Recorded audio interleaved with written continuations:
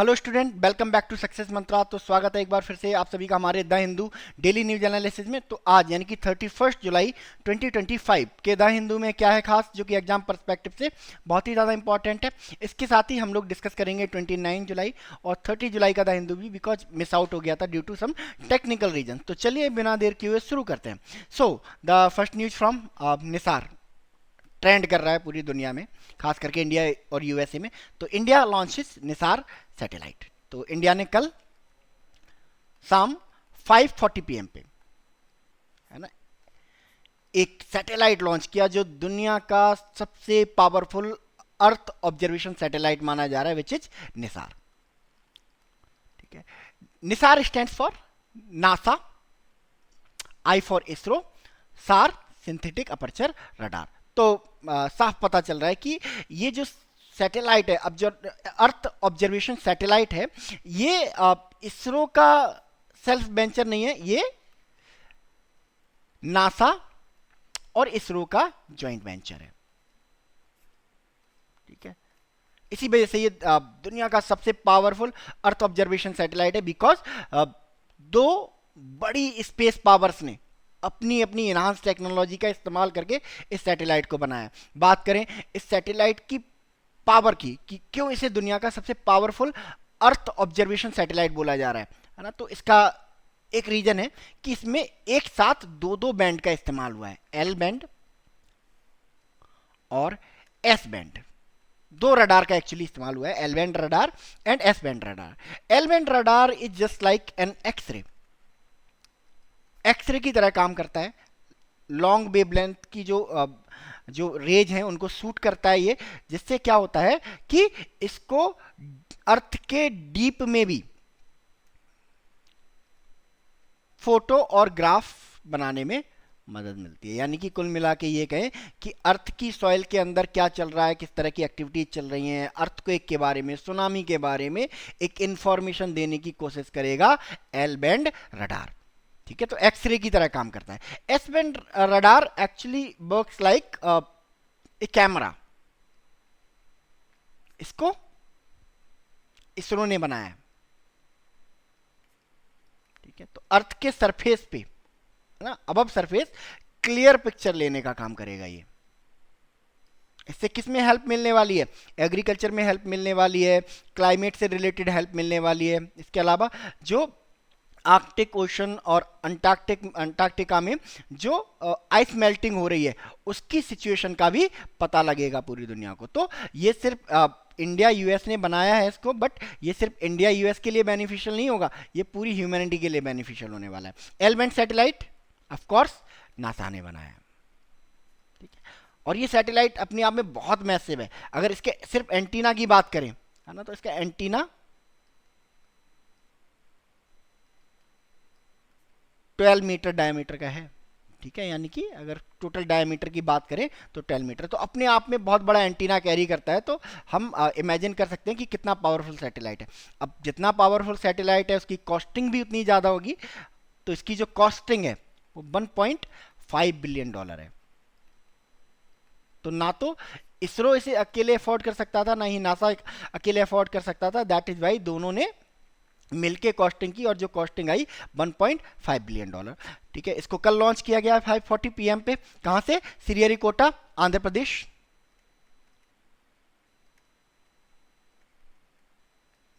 Kota, Andhra Pradesh. Launch vehicle, कौन से launch vehicle का इस्तेमाल किया गया? कौन से लॉन्च व्हीकल का इस्तेमाल किया गया? तो अगर बात करें लॉन्च व्हीकल की, तो जीएसएलवी मार्क 2 लॉन्च व्हीकल का इस्तेमाल किया गया। GSLV mark 2। ठीक है, launch site Sriharikota Satish Dhawan space centre. ठीक है, और मिशन लाइफ 3 इयर्स की मिशन लाइफ है, but as per NASA ISRO combined statement कि ये 5 साल तक आराम से काम करेगा, 5 ईयर तक। Repeat cycle 12 days. और अगर बात करें ऑर्बिटल डिटेल्स की, किस ऑर्बिट में प्लेस किया गया है, तो इसको एसएसओ में प्लेस किया गया है, सन सिक्रोनस ऑर्बिट में, जो अर्थ सरफेस से 747 किलोमीटर की ऊंचाई पे। वेट की अगर बात करें तो निसार सैटेलाइट का जो टोटल वेट है 2332 kg के अराउंड होने वाला है। ठीक है, तो ये निसार के बारे में एक मोटा मोटी इंफॉर्मेशन है। चलिए नेक्स्ट न्यूज की तरफ मूव करते हैं। Next news is also from USA but in other expect. अभी हमने डिस्कस किया कि कैसे इंडिया यूएसए के रिलेशन नए नए होराइजन्स पे जा रहे हैं, नई नई लीप्स ली जा रही है, हिस्टोरिक लीप्स ली जा रही है। बट जो सेकंड न्यूज है वो इंडिया और यूएस के रिलेशन के एक डार्क एरा को दिखाती है, डार्क फेज को दिखाती है। Trump 25% tariff penalty to hit India from tomorrow. तो जैसे कि ट्रंप थ्रेटन करते आ रहे थे इंडिया को कि हम आप पे टैरिफ लगा देंगे, ठीक है, तो इन्होंने इन टैरिफ को अप्लाई कर दिया है और ये जो टैरिफ्स हैं वो फ्राइडे से मोस्ट प्रोबली इंप्लीमेंट हो जाएंगे, ठीक है। अब इन्होंने सिर्फ टैरिफ नहीं लगाए हैं, टैरिफ के साथ कुछ पेनल्टीज भी लगाई हैं, डिस्कस करेंगे क्यों ये पेनल्टीज लगाई गई हैं, ठीक है। कितना टैरिफ लगाया गया है? 25% का टैरिफ लगाया गया है, यानी कि अगर कोई इंडियन प्रोडक्ट है ना 100 रुपए का है तो वो अमेरिका में 125 रुपए का हो जाएगा, ठीक है। समझेंगे अभी ये टैरिफ क्या है। टैरिफ के बारे में हम पहले भी बहुत बार डिस्कस कर चुके हैं। टैरिफ क्या है? एक टैक्स है जो एक कंट्री दूसरी कंट्री से आने वाले प्रोडक्ट पे लगाता है, ठीक है। लाइक अब इंडिया ने, यूएसए ने 25% टैरिफ लगा दिया। इसका मतलब क्या है? इंडिया से जो भी इंपोर्ट होके आएगा यूएसए में उन पर 25% का एक टैक्स लगेगा, यानी कि 100 रुपए की चीज कितने रुपए की हो जाएगी? 125 रुपए की हो जाएगी, ठीक है। तो ऑब्वियस सी बात है जो इंडियन प्रोडक्ट हैं वो महंगे हो जाएंगे, है ना। और एक ऑब्वियस सी बात और है कि ये इंडिया यूएस जो बिजनेस है ना, जो कि इंडिया के फेवर में रहता था, उसको भी नेगेटिवली इंपैक्ट करने वाले हैं। बट इंडिया ने ऐसा कोई पैनिक मोड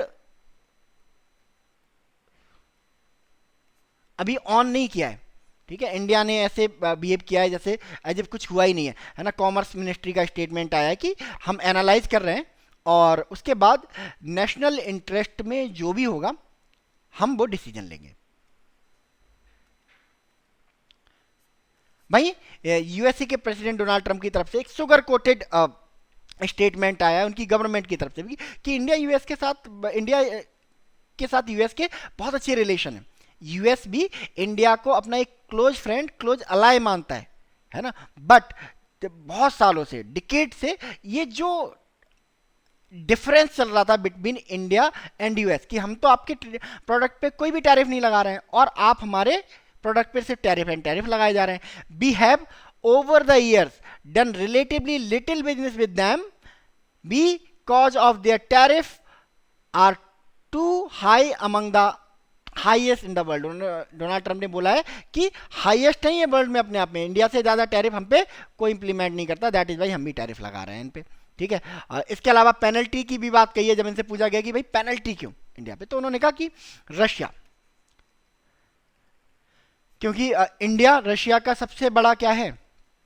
वेपन इंपोर्टर है। सबसे ज्यादा वेपन हम रशिया से इंपोर्ट करते हैं, सबसे ज्यादा वेपन हम इंडिया से ही परचेज करते हैं और रशिया से ही परचेज करते हैं। इसके अलावा हम रशिया के जो एनर्जी सेक्टर है उसमें भी एक मेजर इंपोर्टर बन के उभरा है। हम रशिया का बहुत सारा ऑयल परचेज करते हैं। तो डोनाल्ड ट्रंप का कहना है कि ये दोनों ही चीजें क्या कर रही हैं? रशिया को फंड कर रही हैं टू फाइट इन यूक्रेन। अगर इंडिया और चाइना रशिया से वेपन और जो ऑयल है वो परचेज नहीं करते तो रशिया अभी तक इस वॉर को हार चुका होता, ठीक है। और यूक्रेन को इतना डैमेज नहीं करता जितना डैमेज कर रहा है अभी। तो ये चल रहा है, ठीक है। देखते हैं बाकी इंडिया का जो फाइनल एक्शन है वो क्या रहता है, कि इंडिया ट्रेड डील की तरफ जाता है या फिर इंडिया भी बराबर के और बढ़ाता है टैरिफ्स को, देखते हैं। चलिए next news. Next news editorial है और बहुत डिबेटेड इशू पे आया है। इस पर जब तब इंटेलेक्चुअल बॉडी डिस्कस करती रहती है। India police must get out of dirty Harry shadow, ठीक है। तो दो फिक्शनल कैरेक्टर हैं, एक तो शेरलॉक होम्स और एक डर्टी हैरी। दोनों ही मतलब डिटेक्टिव हैं ये, बट शेरलॉक होम्स और डर्टी हैरी में अंतर है। शेरलॉक होम्स कैसा है? प्रोफेशनल है, काम है, मेटिकुलस है और लॉजिकली सोचता है, ठीक है। दैट इज वाई वो अपने केस को बिना किसी ज्यादा ट्रबल के सॉल्व कर लेता है। डर्टी हैरी क्या है? ये प्रोसीजर्स की परवाह नहीं करता है, प्रॉपर इन्वेस्टिगेट नहीं करता है, और जब कभी भी प्रेशर बिल्टअप होता है तो किसी को भी पकड़ के जेल में डाल देता है। एग्जैक्टली यही एग्जैक्ट सेम थिंग हमारी इंडियन पुलिस करने का काम करती है। इन्वेस्टिगेशन बहुत कम करते हैं, लॉजिकल सोचते ही नहीं है बिल्कुल भी, ठीक है, जिसकी वजह से कभी कभार क्या हो जाता है कि जो इनोसेंट लोग हैं वो फॉल्सली क्या हो जाते हैं, एक जुडिशियल सिस्टम में फंस के रह जाते हैं और केस लड़ते रहते हैं, ठीक है। तो इसी बात को लेके ये एडिटोरियल है कि जो इंडियन पुलिस है ना उसको अपना तरीका बदलना पड़ेगा, अपनी जो कॉलोनियल माइंडसेट है उससे बाहर आना पड़ेगा। कॉलोनियल माइंडसेट क्या था, जो पुलिस है पूरी कॉलोनियल माइंडसेट पे खड़ी हुई है ना। तो आप देखो, आप अगर दिल्ली जो मेट्रोपॉलिटन एरिया है इनसे बाहर निकल के जाओ, है ना, यूपी, बिहार, कर्नाटक, राजस्थान, किसी भी स्टेट में चले जाओ, है ना, और रिमोट एरियाज में चले जाओ, तो वहाँ पे आपको पता चलेगा कि पुलिस का नेचर एक्चुअली बहुत ज़्यादा कोऑपरेटिव नहीं होता, बहुत बॉसी नेचर होता है, एज इफ, है ना, वे हमारे बॉस हों और हम उनके दया और रहम पे क्या हूँ, जिंदा हूँ। तो इस तरह से बिहेव करने की कोशिश करते हैं। तो इसी चीज़ को लेकर रिफॉर्म की बात कर रहे हैं जो एडिटर हैं, जिन्होंने इसको एडिट किया है, जिन्होंने इस एडिटोरियल को लिखा है ना। But on the other hand हमें सिर्फ पुलिस की तरफ कमियों की तरफ नहीं देखना चाहिए, है ना। पुलिस के साथ भी कुछ चीज़ें बहुत ज़्यादा अच्छी नहीं हो रही हैं, क्योंकि ड्यूटी आवर्स उनके फिक्स नहीं है, ठीक है, लीव्स नहीं है उनके लिए, जो लीव्स ईयरली, वीकली या मंथली मिलती हैं वो उन्हें नहीं दी जाती हैं। सैलरीज कंपेरेटिवली, है ना, उनको कम मिलती हैं अदर डिपार्टमेंट के कंपैरिजन में। तो इन कमियों की तरफ भी देखना पड़ेगा, एंड ए बैलेंस अप्रोच के साथ क्या करना पड़ेगा, हमें पुलिस रिफॉर्म्स को करना पड़ेगा। चलिए next, Russia earthquake trigger tsunami waves in Japan. तो रशिया में अर्थक्वेक आया और इस अर्थक्वेक ने एक सुनामी, एक बड़ी सुनामी, एक मैसिव सुनामी का खतरा पैदा कर दिया है in Japan and US. US ने तो बोल दिया कि सुपर सुनामी आ रहा है,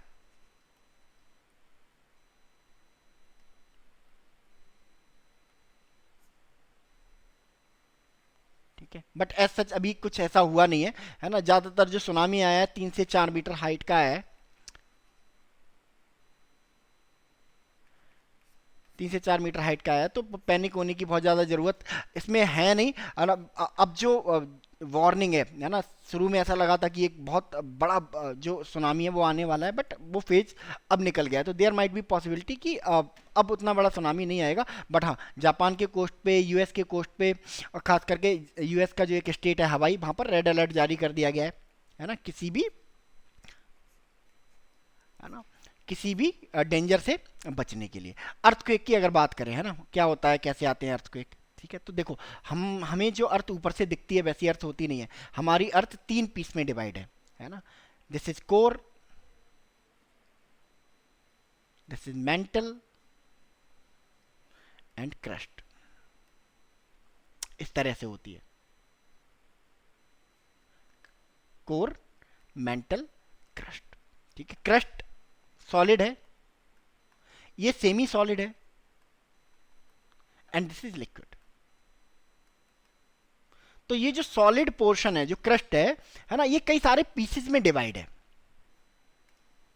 कई सारे पीसेस में डिवाइड है, और ये पीसेस इसी सेमी लिक्विड मेटल पे क्या कर रहे हैं, फ्लोट कर रहे हैं। तो जब कभी भी ये क्रस्ट के जो सॉलिड प्लेट्स होती हैं, है ना, फ्लोट कर रही हैं, जब कभी भी एक दूसरे के पास आती हैं, एक दूसरे से टकराती हैं, या फिर एक दूसरे से दूर जाती हैं, या एक दूसरे की पैरेलली चलती है, उस सिचुएशन में क्या आता है, अर्थक्वेक आता है। तो अर्थक्वेक ऐसा कुछ नहीं है कि किसी ने जमीन को पकड़ के हिला दिया, नहीं, ये जो प्लेट्स का मूवमेंट है, ये प्लेट टेक्टोनिक्स की वजह से होता है ना। तो प्लेट का जो मूवमेंट होता है, चाहे एक दूसरे की तरफ हो, या एक दूसरे के अपोजिट हो, या एक दूसरे के पैरेलल हो, उसकी वजह से अर्थक्वेक आता है। और जब ये अर्थक्वेक ओशन में आए, है ना, तो बहुत सारा जो वाटर है वो कहां चल आने लगता है, सरफेस की तरफ आने लगता है, लैंड की तरफ आने लगता है, सॉरी, है ना। तो इसी को क्या बोल दिया जाता है, सुनामी बोल दिया जाता है। तो अर्थक्वेक सुनामी में बहुत ज़्यादा अंतर नहीं है। अर्थक्वेक क्या है, जब लैंड पे आता है तो उसे अर्थक्वेक कह देते हैं, और जब यही ओशन में आता है, वाटर बॉडी में आता है, तो इसी को क्या बोल दिया जाता है, सुनामी बोल दिया जाता है, ठीक है, चलिए नेक्स्ट न्यूज।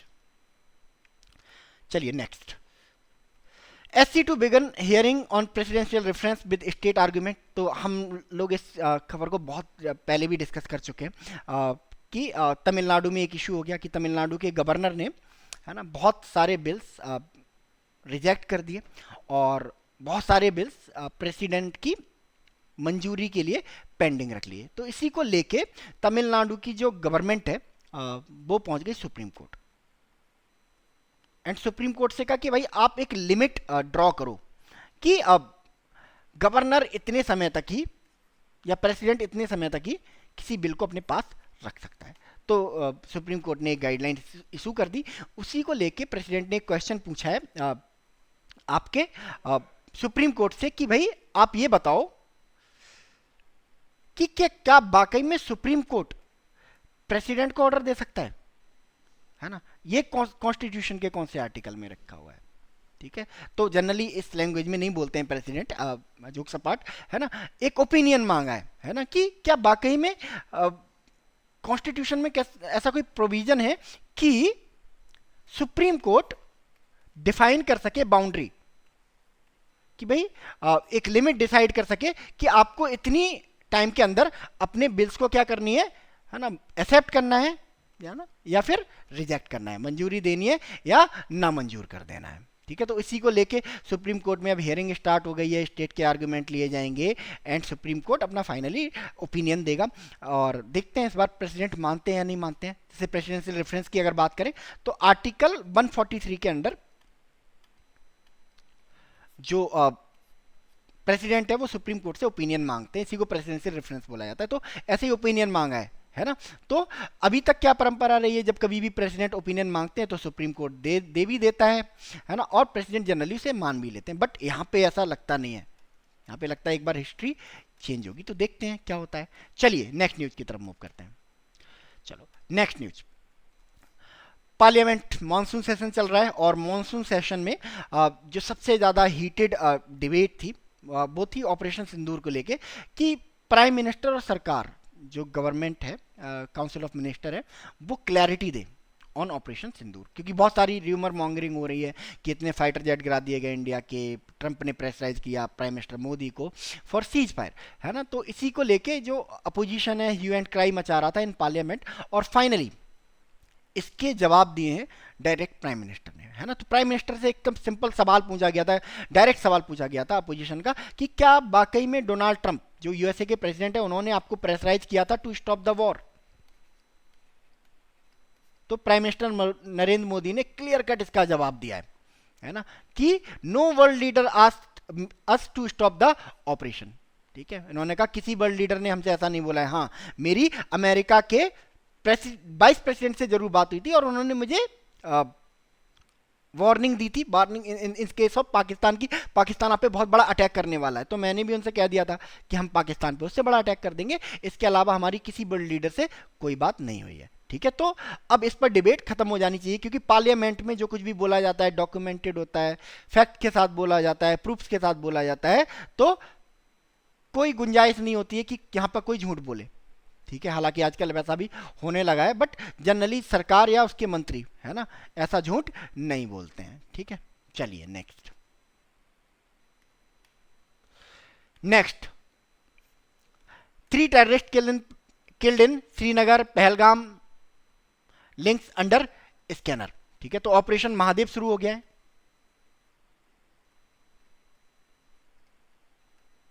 ठीक है, कब शुरू हुआ ये? 28 जुलाई को शुरू हुआ, और टारगेट क्या था? पहलगाम अटैक में पार्टिसिपेट करने वाले जो भी टेरर ग्रुप्स हैं, टेररिस्ट हैं या टेररिस्ट सिंपैथाइजर हैं, उन सबको एलिमिनेट करना। तो फाइनली हमारी सिक्योरिटी फोर्सेस को सक्सेस मिली है, और जिन 3 टेररिस्ट ने अटैक किया था इन पहलगाम ऑन 22 अप्रैल, जिसमें 26 लोग मारे गए थे, ठीक है, उनको क्या कर दिया है? एलिमिनेट कर दिया गया है। ठीक है, ऑपरेशन महादेव सिर्फ इंडियन आर्मी का ऑपरेशन नहीं था, इसमें पार्टिसिपेट किया इंडियन आर्मी ने, आर्मी के साथ सीआरपीएफ ने, एंड जम्मू कश्मीर पुलिस का भी ऑपरेशन था। ठीक है, चलिए नेक्स्ट। ये ऑपरेशन महादेव के बारे में इंफॉर्मेशन है। चलिए नेक्स्ट न्यूज है स्पोर्ट से। Teenager Divya outlast Humpy emerge India's first women's world cup winner. तो दिव्या देशमुख अपने आप में हिस्ट्री बना दिया इन्होंने, और बहुत कम उम्र में वर्ल्ड कप जीतने वाली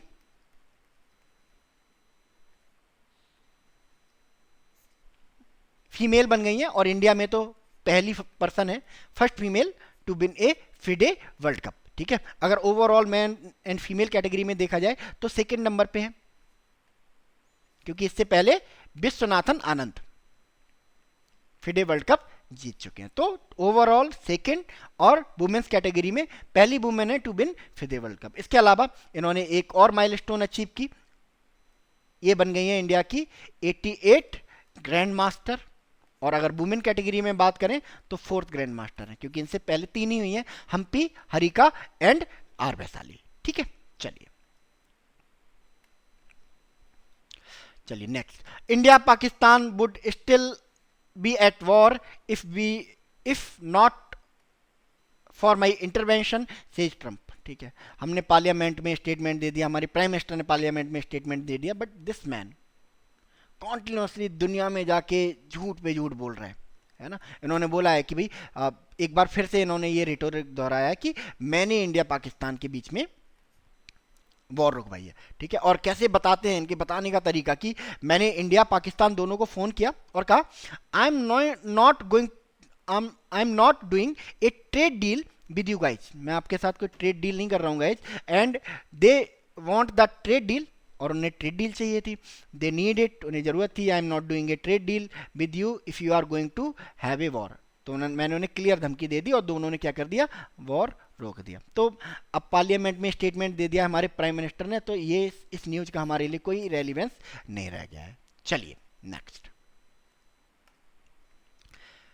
news. Thailand Cambodia agree to cease fire, है ना। तो फाइनली एक वॉर स्टार्ट हुई साउथ ईस्ट एशिया में बिटवीन थाईलैंड एंड कंबोडिया और ASEAN, all thanks to ASEAN, association of South East Asian nation. ये जो वॉर है वो खत्म हो गई है, सीज फायर हो गया, दोनों के बीच में सेटलमेंट हो गया है। थाईलैंड के जो प्राइम मिनिस्टर है, एक्टिंग प्राइम मिनिस्टर है ना, जिनका नाम है फुंटम,